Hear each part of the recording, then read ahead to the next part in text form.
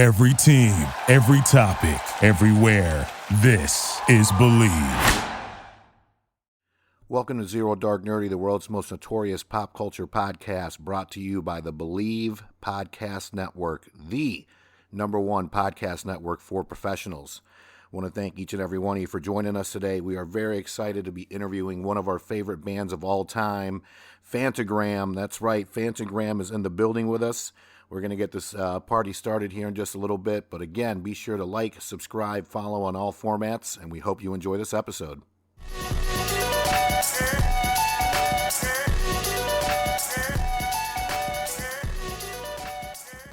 All right, ladies and gentlemen, welcome back to another episode of Zero Dark Nerdy, the world's most notorious pop culture podcast. This is your host, Brian, a.k.a. El Nino, and today I'm joined with... I'm just Mateo. It's okay. Let's talk to them. That's right. That's right. We have two incredible guests. I want to say in the building, but at least in the Zoom building because of, COVID. We got Sarah and Josh from one of our favorite all-time groups, Phantogram. Sarah and Josh, how are you two doing today? We doing good. are doing great. Thanks for having us. Hey, no problem. Thanks for joining us. So I'll just kind of get started real quick. Ceremony came out like right about at the same time that COVID pretty much started taking over the U.S. What have you been up to, and again, great album. You're like, damn it sure did. Yeah. So how has life been for you two, being like, for one, dropping an album in the beginning of COVID and really just kind of everything since? I mean, it was pretty fucking frustrating. Again, it was one of those situations where, so many other people have it so much worse. Right. And it was one of those things where I think for at least like for myself, I felt, I was like, well, okay, we got it out and like trying to see the positive side of it. But it was a huge bummer. It was a bummer that kind of led us into the whole COVID thing. At least for me, I was like, fuck music, I'm never writing a song again. Like, you can't make, I'm over it. But luckily that was just a full phase. It lasted about maybe 2 months. Yeah. That's it. Yeah, well, it was 2 months alone in a complete solitude. I mean, right. Usually Josh and I are together when we're in solitude, like we're writing records in the middle of nowhere in upstate New York. We're completely fine and used to that kind of living. But as everybody has their own experience, that was a pretty dark beginning of COVID. But we did Kimmel right before. Like the day before lockdown, basically. Yeah. And then we went to Amoeba, remember? That was we went to Amoeba signing. We did a signing, but it was supposed to be like a meet and greet, but we couldn't. So it was kind of good because we didn't have to shake everybody's hands. Right. But there was a lot of alcohol spray and stuff like that, or whatever. Yeah. And then we went. No, what we did right before COVID official lockdown started was we thought it would be a good idea to go to a huge show at the Coliseum to go see what's the name of the band? Tame Impala. Oh, okay. Yeah. Nice. Thank God that was our last show we ever saw. We'll ever see. Wow. My daughter's actually supposed to go see them this year, and she was super bummed. Oh yeah. Did somebody say playoffs? Playoffs? Don't talk about playoffs. You kidding me? Playoffs? I just hope we can win a game. That's right. NBA, Major League Baseball, and NHL are in full swing, and our partners at BetOnline have you covered. So take full advantage of sports being back and get in on the action with hundreds of odds, futures, and props for you to bet on. And there is always the online casino as well, as it never closes. So head to betonline.ag today and sign up to receive your welcome bonus on your first deposit. Again, that's betonline.ag and sign up today. BetOnline, your online sportsbook experts. Yeah. Were you guys going to tour with this ceremony? Yeah. We had like a 3-month tour set up. We were gonna do like a co-headline tour with a pretty, big band. It was gonna be a lot of fun, and now we're sitting at our houses doing this. But this is cool. I mean, it's weird. It's been really weird. It's hard to everybody thinks that you're supposed to like get in the best physical shape or write a novel or be like, write the best music ever, this, that, and the other thing, and I think it's been actually a little tough at times to like get in that zone because it's kind of a bummer. Yeah.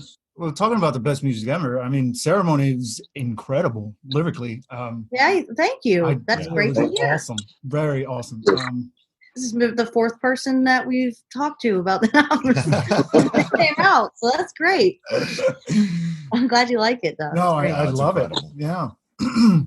Thank you. Oh, sorry. Go ahead.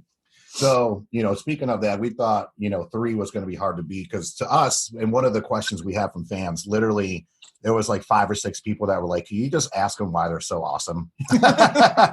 So, and that's one thing I guess we want to ask too, because, obviously every album you guys just keep growing and growing. And, it's like aging like fine wine, I mean, Voice is fantastic, then we get 3 and, Ceremony right after that. And so I guess, if you can answer the fans, like what makes you guys so awesome and, as far as just kind of inspiration and maybe a little bit just about the process too. I think a lot of people are definitely interested is it, I know it's a collaboration as far as writing songs, but, what's kind of, and I'm sure it changes every album, but, what's something that makes you guys mesh as far as when you are working on your albums?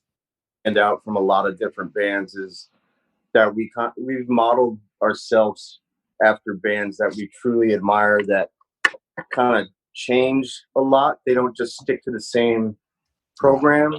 So like, for example, like David Bowie, Pink Floyd, Radiohead, the Beatles, Prince, stuff like that, people that just aren't afraid of changing. And so we're never trying to like recreate the same thing over and over again. So I think that's what keeps us fresh. Sometimes people don't like it, but that's okay with us, but personally, I don't think we've ever enjoyed really listening to bands that just do the same shit on every album. Right. You know what I mean? Can you elaborate on that, Sarah? Yeah. I think it's really important for us to, and I think it's important for every artist to not be afraid of feeling uncomfortable, feeling too comfortable in their space and art that they have made, where they know what will work, and that always kind of just the go-to. I think for us, we always kind of gravitated more towards just one step ahead of that, and also just having the idea always of being fresh and new and innovative. Is always since day one. Like when Josh and I first started a band, our first influence just as a band was Outkast, and we strived to be just weird and just next level, above ahead of our time kind of thing. So yeah, and like outside the parameters of, like, if you take Outkast for example, they're, I guess on paper they're hip hop, but they're so much more than that as well. They're hip hop, they're funk, they're soul, they're rock and roll, they're psychedelic, they're comical, they're dead serious. They do like everything, and also we modeled ourselves after Aquemini too, because I'm a Gemini and Sarah's Aquarius, so that was like just kind of like a big that was just a real big, almost like something to like look at. Like I don't even know why we never had an Outcast poster in the barn when we first started, but definitely a big influence. We thought we were them. True, we did. So did you guys reach out to Big Boy? Was it the other way around? No, he reached out to us. Really? He posted on his, he had a blog of sorts, a music blog, and he posted our first song, Mouthful of Diamonds, that we released, saying that he loved it. And we found out and tried to keep our cool and responded back to him on Twitter. And then we met him, and he's just the nicest, incredible human being. I just have nothing but, I love him. I wish he was my father. Well, Big Rams is another one of our albums that we love too, and just one hell of a kind of like collaboration, I gotta say. Thanks. Thank you. Yeah, that was a trip. I mean, there will be another one, but the first one, it was kind of unreal saying that you played Big Rams 2 coming. Big Boy. So another one with Big Boy, or another collaboration with another band? With Big Boy, and okay. you know, we're open to all kinds of things, and we love collaborating. I think that was our first collaboration experience, which was bizarre in general. But what's that, Josh? Oh, I said, yeah, like the first collaboration we ever did was on Big Boy's his solo album. We worked on like 3 songs with him, and it just sounded really good, and we all got along really well. So we were like, why don't we start a side project? And we did it. So, and since then we've collaborated with a lot of different artists, you know, from like Flaming Lips to Miley Cyrus to I don't know who else I'm even allowed to say, but there's some other stuff. I'm personally a huge fan of Khruangbin right now. Khruangbin? Oh yeah, they're awesome. Love them. I went to see them in Texas, and I think you guys should hook up. Yeah, these guys are great. I think that'd be a really cool collab. That We were like, like Bad Bad Not Good. Yeah. Oh yeah. Awesome. Yeah. Okay, so that's the Or like, what's the other band? the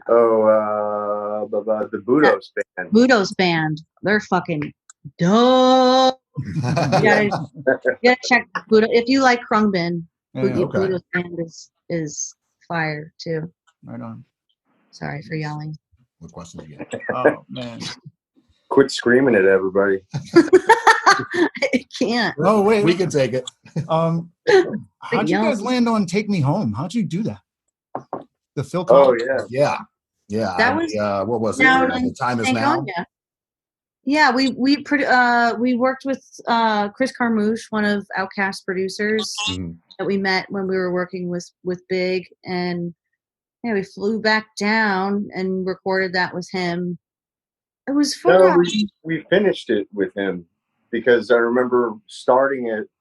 We started it in LA out here, and then we flew back and finished it with Chris Carmouche at Stankonia. But that was for like an AIDS awareness. The Time Is Now project. Yes. Yeah. So I think Sarah and I kind of arm wrestled a little bit between I Can Feel It, Come, whatever that song in the air tonight. Yeah, that or Take Me Home, and I won with Take Me Home, but we might do a cover of the other song. Oh, so there's no "In the Air Tonight" on the cutting room floor anywhere? Yeah, I think so. We talked about it. I mean, I loved it because to me that's one of my favorite Phil Collins songs, and especially just when you started off with the synth kind of version of it, and then going from left speaker to right speaker. I mean, I was jamming in the car the other day with my girlfriend, and she's thought that she's heard every Phantogram song, and I was like, "You haven't heard it all yet," because it actually showed up on my Spotify radio. So, and then I was nice. "Oh, wow, like I didn't even know they did a cover for this." And then I played it for her. Well, I knew a while back, but she had never heard it, so I played it for her in the car, and she was blown away. So, awesome. Oh, that's cool. Yeah, I was thinking about that one. Good one. Do you guys? I saw on Spotify there was a Phantogram is now playing list. Do you guys curate that, or is that just a random thing? No, we do it. Yeah? You do? Yeah. Well, it's Sarah. just like you're talking about stories, like just posting a song, or like No, there's a whole playlist that says that you're now listening to that stuff. Yeah. That was recent. Okay. That was probably the beginning of the year. Oh, nice. I can't remember who's on there right now, but probably to coincide with the release of the album. Oh, I think I know what you're talking about. Okay. Like, I know that there's forget about we have no excuse now, Josh. We can't be like, oh, we're so busy. We don't know where we are. Literally. Obviously, we all miss live music. I know you two sure as hell must miss it. As far as, do you have any particular, and we asked most bands this, we had Trackstar from Run the Jewels on the show recently. Yeah. Asked him the same thing, but are there specific, festivals, towns, just venues that you just love playing at without, obviously I know some venues may get more love than others, but to me, I would think that there are venues or festivals that you're just like, hell yes, I cannot wait to go back to this place. Yeah, for sure. I mean, as far as like cities go, definitely Chicago, New York City. Yeah, Lollapalooza or Hangout Fest. Nice. Hangout Fest is awesome. Lolla's a lot of fun. Coachella's fun to play. It's not fun to go to. Yeah, that's what I hear. Unless you enjoy taking selfies all day. No. But let's you get a lot of love back at home when you come back to New York, or? Yeah, we do really well in New York City. So last time we were there, we sold out King's Theater in Brooklyn, nice, which is a pretty big venue. As far as our hometown, we get a reasonable amount of love. It's just kind of like we kind of come from a more rural area where people might tend to enjoy classic rock and country music a little more. Yeah, which is fine, but we do okay, but it's not like crazy. I'd say. Yeah, it's just a different scene. Yeah.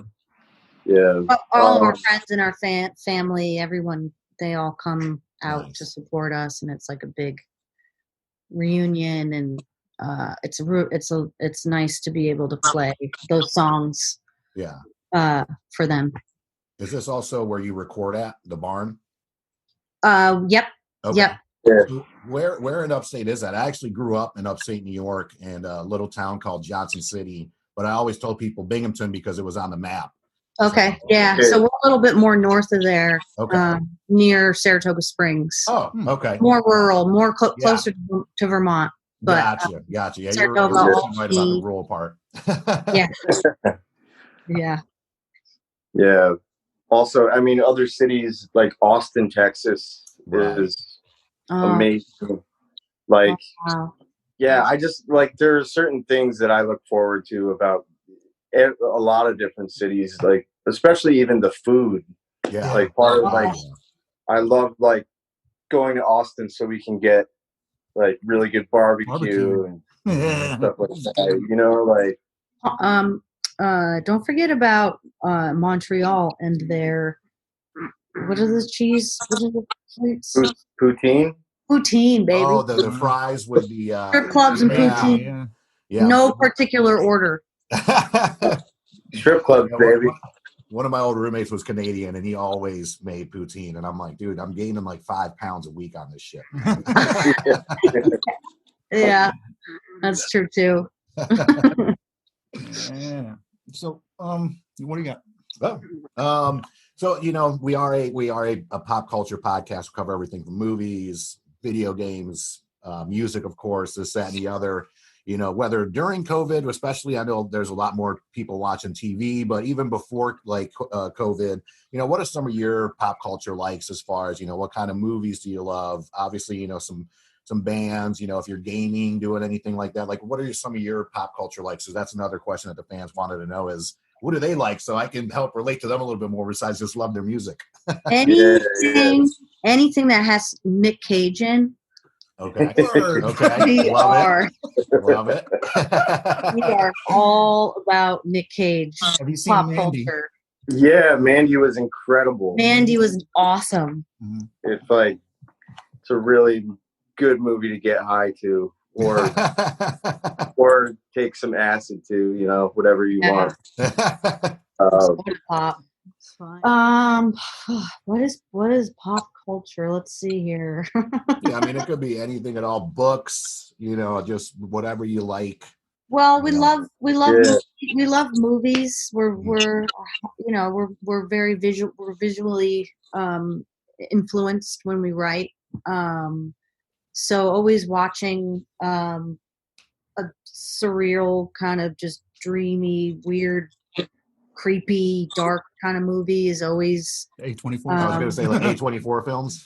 Oh yeah, exactly. Yeah, nice. yeah. I'd say one of my favorite movies I've seen in the past year was it's called Good Time. Oh yeah, with Robert Pattinson.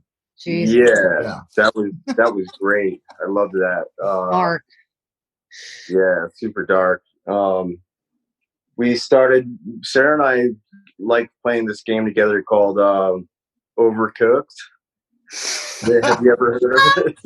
You got to tell us about this. It's a game where I decided to start buying games for my PlayStation because I don't really play many video games, right. But since it's COVID, I'm like, fuck it, I'll just buy some shit.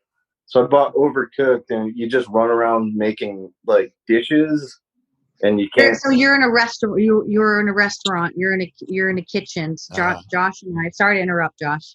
I just got so excited about telling it wrong, man. Well, you have to know the backstory. So Josh and I waited tables in Saratoga Springs. Okay. For over, I don't know, maybe over 5 years at least before we actually made it. So we didn't have to wait tables anymore. Yeah. But it's a tourist town. There's a lot of stress in those kitchens, and we knew about it, so we related to it. So what you have to do is you have to cook the tomatoes, or you have to make the hamburger, and then you have to pass it over to the partner. Basically, you have to finish the meal, plate, get it out. It's basically full expediting, cooking, prep, cook, sushi. It's all that stress. And that's what you do with your PlayStation. Yep. This sounds more like In the Weeds, the video game. It really is. Oh, I don't know that. Yeah, I think I yelled and I'm in the weeds to you, Josh. Yep. Yeah, we both have a server in the weeds background, so trust me. I still have nightmares about being in the weeds, and I haven't bartended in 3 years. Same. Yeah, in the weeds. Never leaves. No. Never leaves. Yelling, screaming, like running around with your head chopped off like a chicken. Just, oh my god! God. Is this like a multiplayer game? So do you guys play against each other? We're on the same team. Yeah, that is awesome. Now we need to buy that so you can have some more people playing, because we know all about being. It's a lot of fun. If you want to get stressed out and yell, it's fun. All right. It gets that adrenaline going though. Yeah. Yeah. Nice. Yeah. We'll definitely have to jump on that. So that's hilarious. Yeah. So I can have even more nightmares about being in the weeds. Yeah. And then as far as just kind of following up on the pop culture stuff, one of the things that we always like to ask, people on the show, and the fans love hearing it too. If you were to have one superpower, what would that superpower be? What I was thinking about. I was thinking about this question the other day, and I was like, the next time someone asks me, and now I can't remember. Come on, think about it. Oh, Josh. I would like to be invisible. I'll start then while you think. There you go. Because why, Josh? I'll tell you why. Because when I'm walking around my neighborhood, or I'm driving in my car, and I drive by houses or apartments or whatever, I just want to go inside everybody's house just to see what it's like inside. I want to know what it smells like in there. Yeah, I want to see how dirty it is, or how clean it is, or how I want to see right. what's in the fridge. what's in the fridge. I want to see what people are fighting about, if they are, or like if they're like what video games they're playing. Yeah. You know? I don't want to be intrusive. I just want to be invisible and like go in there. You want to be a ghost. Yeah. So, I mean, hopefully when I die, I can be a ghost. Yeah. That's those are hashtag goals right there, baby. Woo! I didn't come up with it, but all right, you have the rest of the episode to come up with it, but you have to come up with it by the time we get off. Okay. Hey, so the cover for 3, is that just a like a picture, or were you guys there, or what is that? Like a bonfire? Did you do that? That was an idea that I had for the album where, well, at first I was talking to Sarah. I was like, what if we had like a picture of a house burning down, but like, and have like a white background, make it look kind of like just tragic, but hopeful at the same time with the white. Mm-hmm. And because the album is surrounded by a lot of tragedy and like some kind of dark stuff, we thought that would be a cool idea. So we scrapped the house and ended up with that image, and we thought it was just cool. Yeah. Oh, it's awesome. Yeah, that's rad. Yeah, it's awesome. Since we're talking about 3, this question is really from myself, Matthew, and my daughter. She's 18, going on 19, sophomore at UNCW. So she's a big fan as well. I remember playing you in the car, and she was like, maybe 15 or 16, like, Dad, who's this? And I was what like, is that? Oh, this is Phantogram. And she's been a big fan since. So she actually sent me a few questions, but this one we all kind of have. So Answer is one of our favorite songs, definitely. And there's so many to choose from. Seriously, like, we're not just here to like blow smoke up you guys, but like, we are true fans, love your music. The first time I heard Answer, like, it gave me like shivers, and it still does to this day. And we just kind of want to know like how that song came about and the inspiration to it, because I just think it's just a wonderful collaboration of the singing from both of you. It's just a great song, and I saw you perform it live too, and you can just see like the crowd just really just feeling the hell out of it. Not that they don't on other songs, but no, that one gives me goosebumps every time I play it. I think it's both of our favorite songs to play. Wow, really? Right? Wow, song to play. Definitely one of them for sure. Like I really love playing that song. So what was the question again, though? Yeah, sorry. We're all in the fields right now. We're all in the moment. So in particular, she kind of wanted to know like how the song came about. And I guess we all do, like I said, it touches us, it moves us. Where's it come from? When I play it for people that have never even heard of you guys before, like, it gives them chills. It's moving. And it like makes them, it's like, it's just an incredibly moving song. Cool. Well, thank you. I think it started with,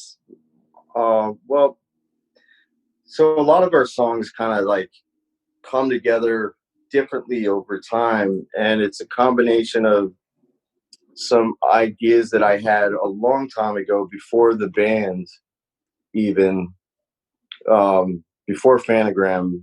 There was some stuff that I had written that I liked.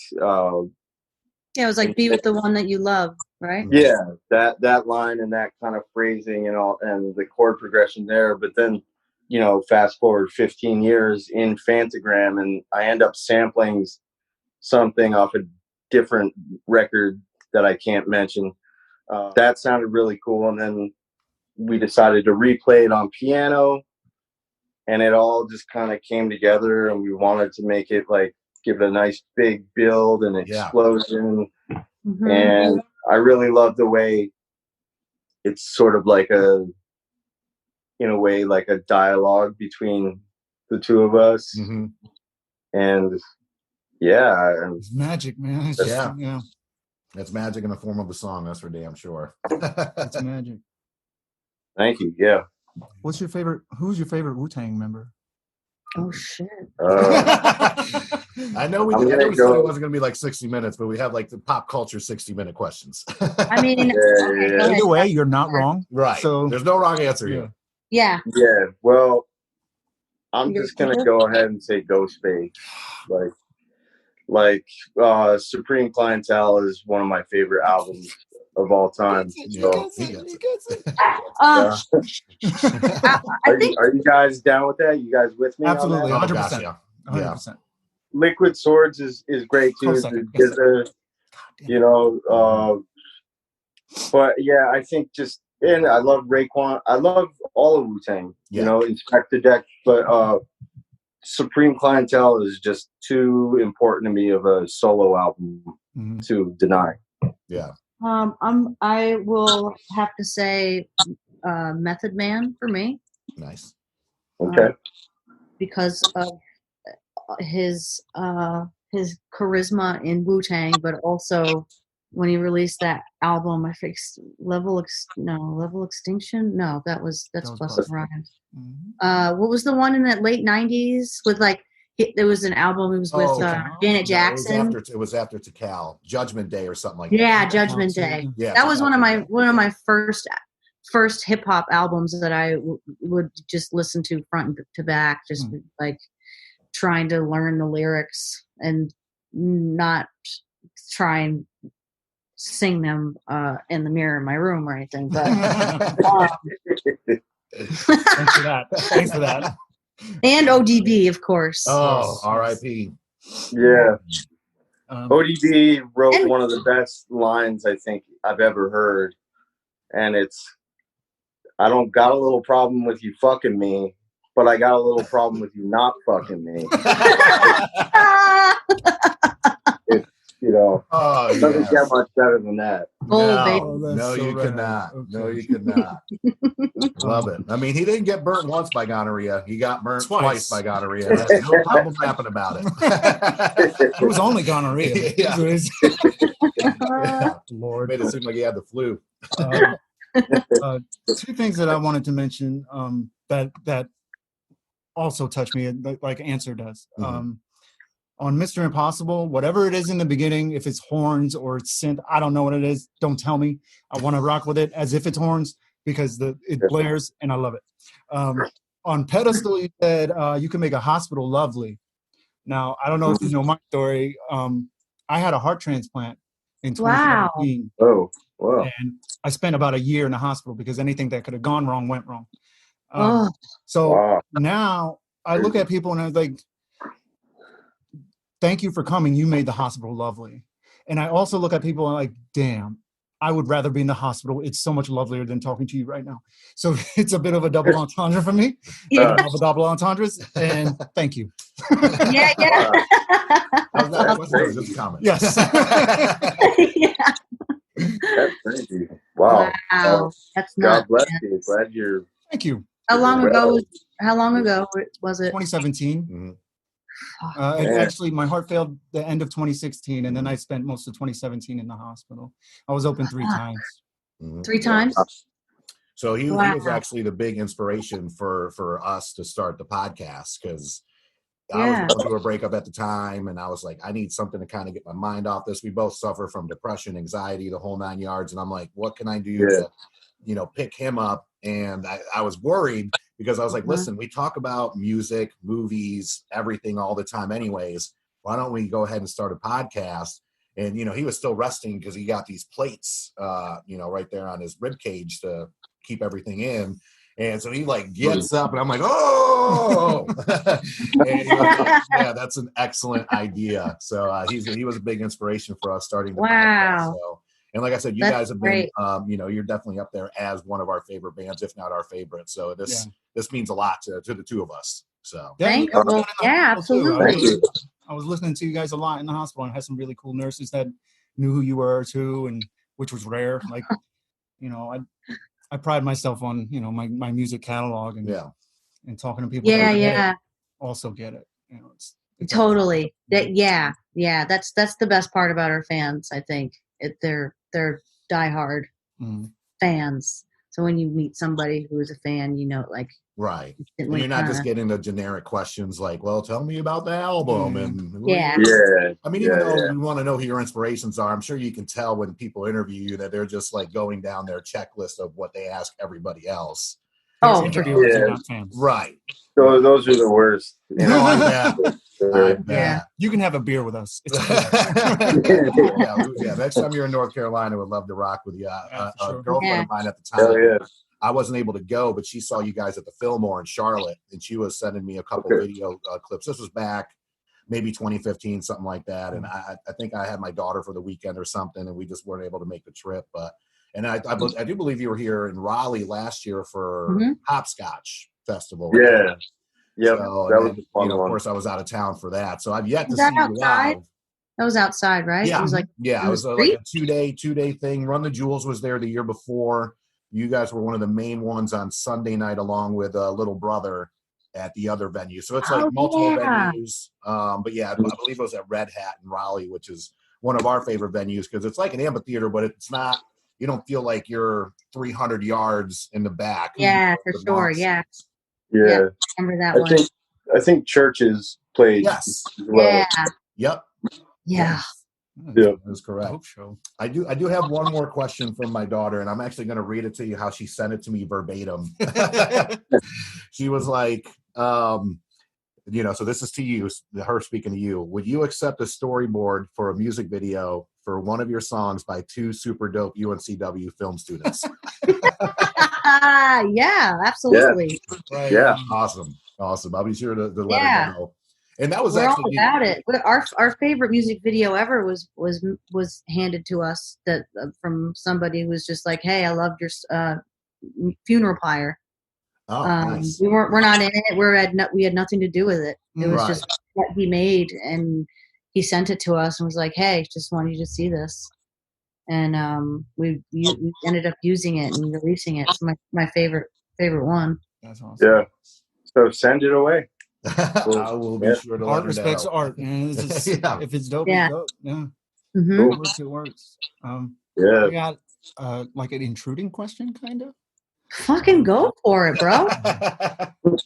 Is there any truth to like this like Portishead beef, where they like said that you ripped something off of them? And no, well, there's it's basically what happened was I took a sample of a sample of a sample, right?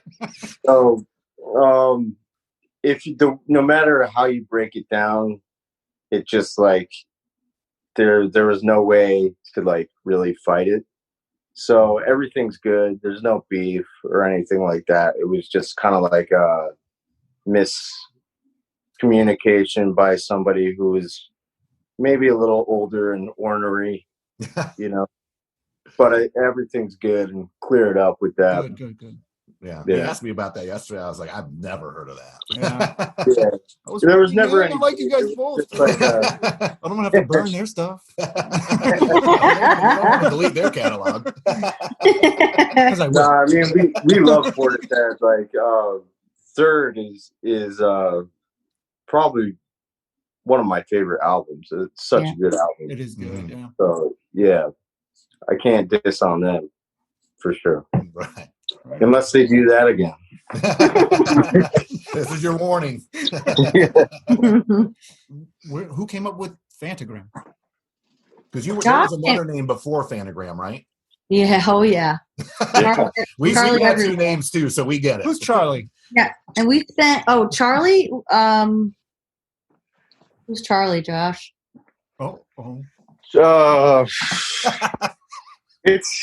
We'll just keep it as an inside joke. Okay. All right.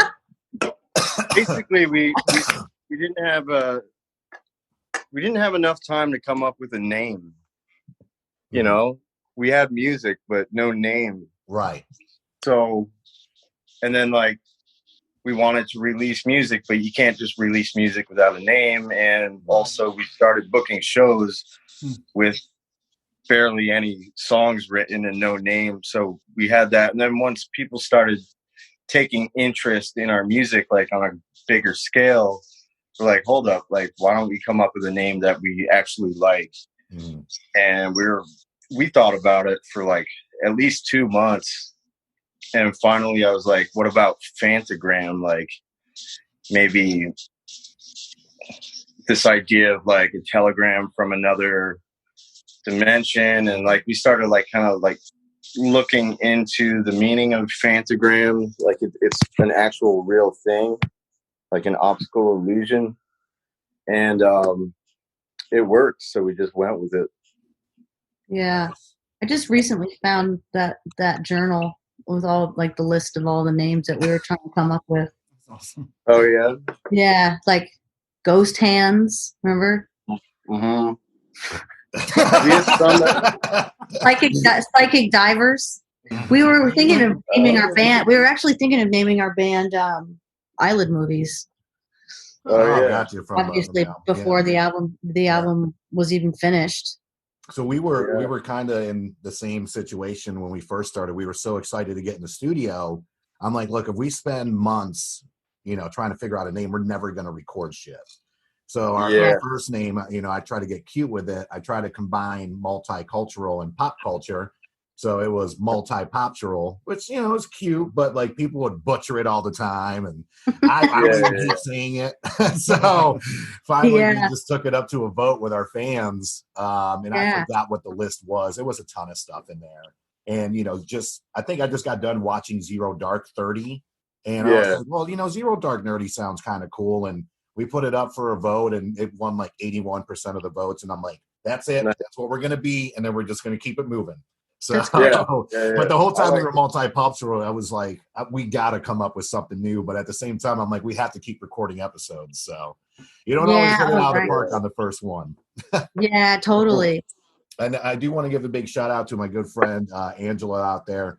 She was one of the first ones to introduce me to you as well as Matthew. And she lives in Michigan now, but her grandmother didn't like a lot of new music and only like you guys, but she would butcher the name and she would say, oh, that Instagram band is so good.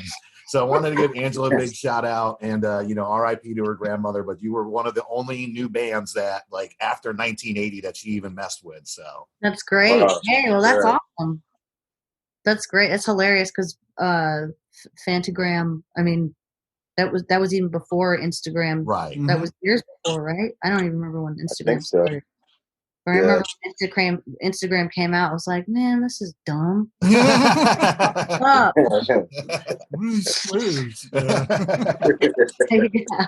And what I love about you guys too is, Josh, I've reached out to him a few times and, the fact that you guys do respond to your fans too, I think is massive. I know you can't get to every comment and every message, but that's how this whole thing came about, was just me reaching out to Josh and he's like, hey, we'll get with my people. And at the time you were with a different management company and then you're switching. So now you're with who you got now. And like I said, they've been incredibly responsive, incredibly awesome. And to me, I think it's always important to at least try to respond to, as many people as you possibly can. And I think you two are a great example of that. So, thank you so much.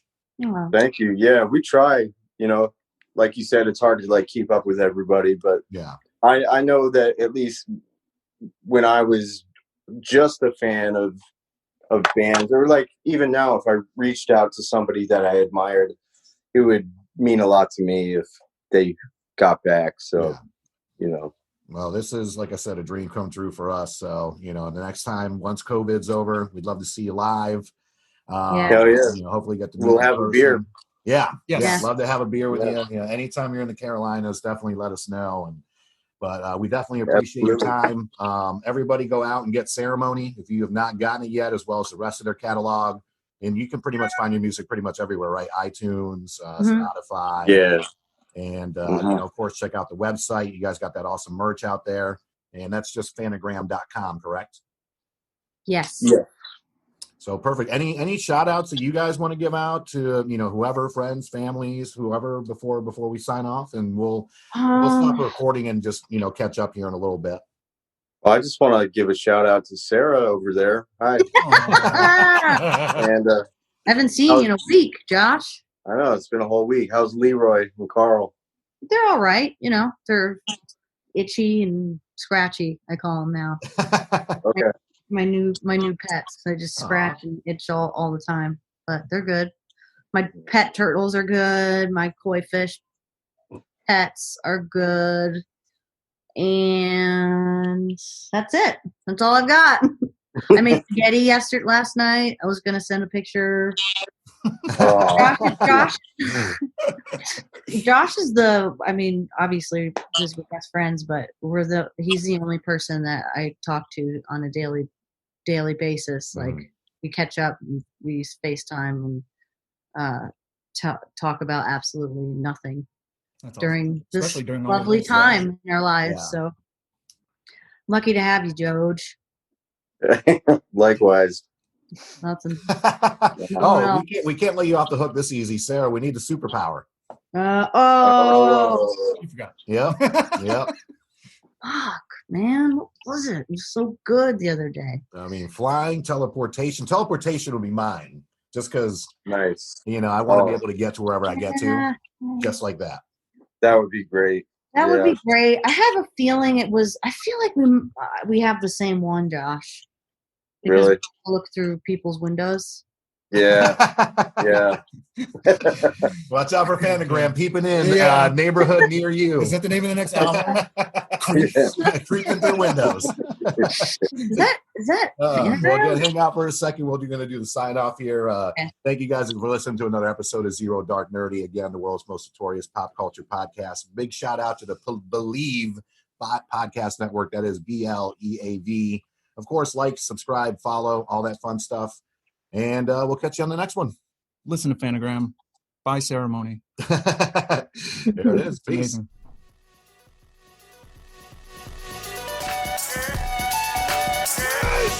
Yeah! Victory! And anger management? Fuck anger management.